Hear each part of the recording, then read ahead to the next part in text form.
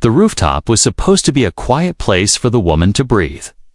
After a long shift, but instead it became the stage for the cadets' reckless prank gone wrong as the evening wind curled around the training academy building and lights flickered.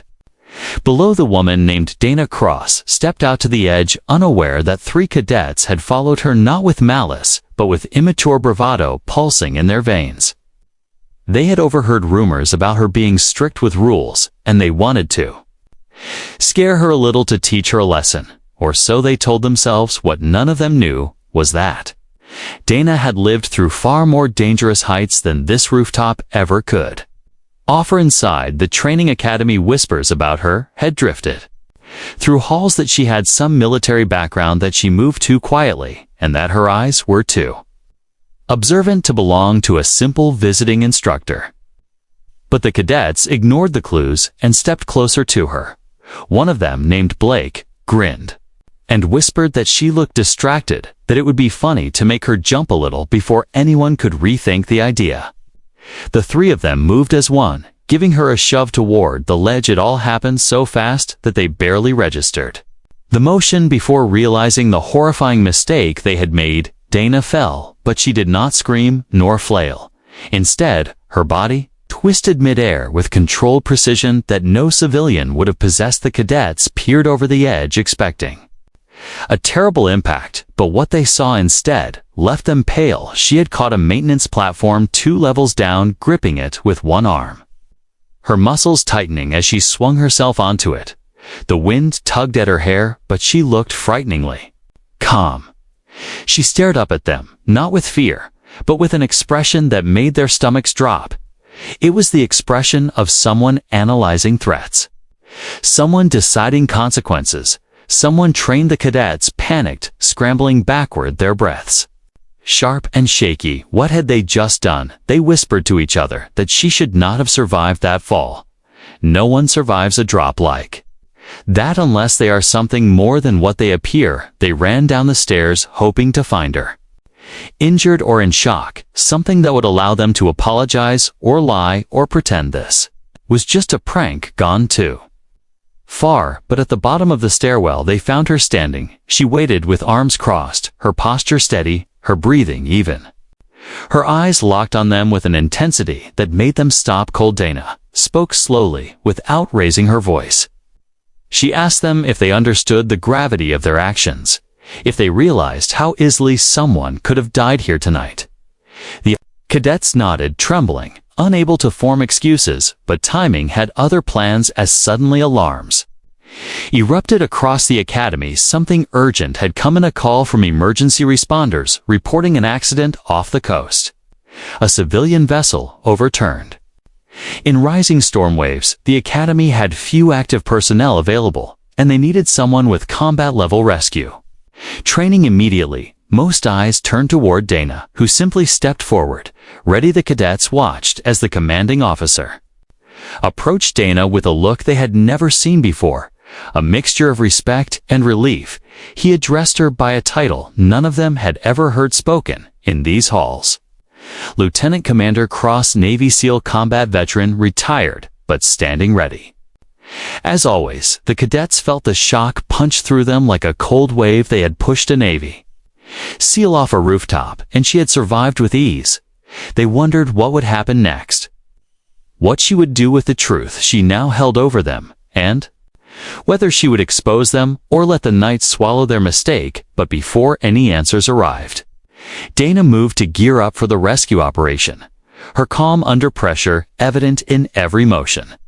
The cadets stood in silence, feeling shame coiled tight in their chests, because now they understood the truth. They had not just endangered a visitor, they had assaulted a warrior, someone who had survived operations they could not imagine, someone who had spent years pulling people out of danger, and tonight she was about to do it again while they stood trapped in guilt, wrestling with the consequences that were sure to come as the storm outside intensified and the rescue boats were prepped. The cadets realized this night was far from over. The storm grew heavier as Dana stepped into the rescue bay, where flashing lights reflected off puddles on the concrete.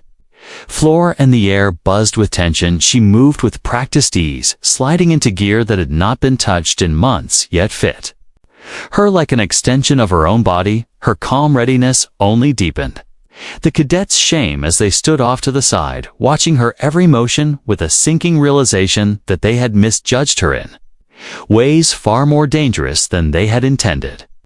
The commanding officer briefed her quickly, explaining that a civilian vessel carrying a family of 4 had overturned and was now drifting in unpredictable waves near the rocky coastline. No one else on site had the training to navigate the hostile conditions, and the clock was running out. Dana nodded and boarded the small rescue craft, her eyes scanning the storm-darkened horizon as thunder grumbled overhead. The cadets who had pushed her earlier found themselves frozen between fear and responsibility. Unsure whether to disappear into silence or own their mistake, finally Blake stepped forward, guilt tightening around his throat. He spoke to the commanding officer, confessing what they had done. The words tumbled out with trembling breath: the shove, the fall, her impossible survival. The officer stared at them in disbelief and anger, his jaw tightening as he processed the severity of their actions. But Dana, who overheard the confession through the thin walls of the bay, simply leaned back from the controls and took a deep breath before calling them over. The cadets approached her hesitantly, expecting fury or condemnation, but instead she spoke with measured control, telling them that accountability began with honesty. That fear of consequences did not erase the necessity of owning the truth. She said their actions could have cost a life, but that learning from this moment mattered more than punishment in this stormy world where a single mistake could change everything. They listened with wide, stunned eyes, surprised that she showed restraint after what they had done. But before the weight of her words could fully settle, the radio crackled with urgency. A mayday signal echoed, describing a capsized vessel now sinking faster than predicted. Dana switched into mission mode in an instant, ordering the supporting crew to hold positions while she navigated alone into the roughest section of the waves. The cadets watched as the rescue craft lurched forward, climbing over furious water, the storm winds slicing at the surface like claws. She moved with precision and instinct, each movement revealing her years of combat experience and rescue operations. She maneuvered through towering waves until she reached the overturned vessel, where faint cries for help could barely be heard above the roaring storm. Without hesitation, she dove into the black churning sea, disappearing under the water while lightning cracked across the sky. Seconds stretched endlessly until she resurfaced, pulling a child into her arms. Gasping but alive, she hoisted the boy onto the rescue craft and dove again, retrieving the next family member. One by one, she brought them back, each dive longer and more grueling than the last, until finally the parents and both children were aboard. Shivering but safe, the vessel pitched violently, threatening to overturn again. But Dana fought against the currents, her body moving with sheer determination and strength. She radioed for immediate backup, directing the cadets still on shore to prepare the medical bay for incoming survivors. The cadets rushed into action, hoping to make up for their earlier wrongdoing in any way they could. They laid out blankets, warmed fluids, and cleared space for emergency treatment. As the rescue craft appeared through the sheets of rain, they ran to the dock, ready to receive the injured. The moment Dana stepped off the vessel, soaked, exhausted, yet steady, she handed the smallest child directly to Blake, who held the boy carefully. With a trembling sense of gratitude and shame, he realized that she had risked her life to save strangers, even after he had endangered hers in a reckless moment of arrogance. Once the family was secured inside and medics took over, the commanding officer approached Dana to express respect and relief, telling her that her actions had prevented a tragedy that would have left deep scars on the community. But Dana only nodded, her focus already shifting toward the cadets who stood nearby, waiting to accept whatever fate awaited them. Instead of punishment, she offered them a harsh but guiding truth.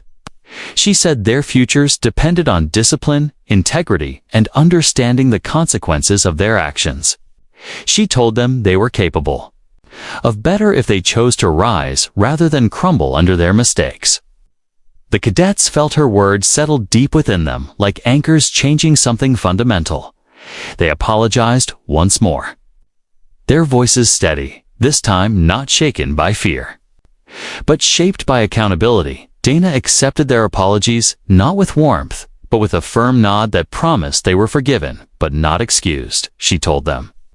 They would assist her for the next month, learning rescue procedures, leadership under pressure, and what it meant to be responsible for the lives around them.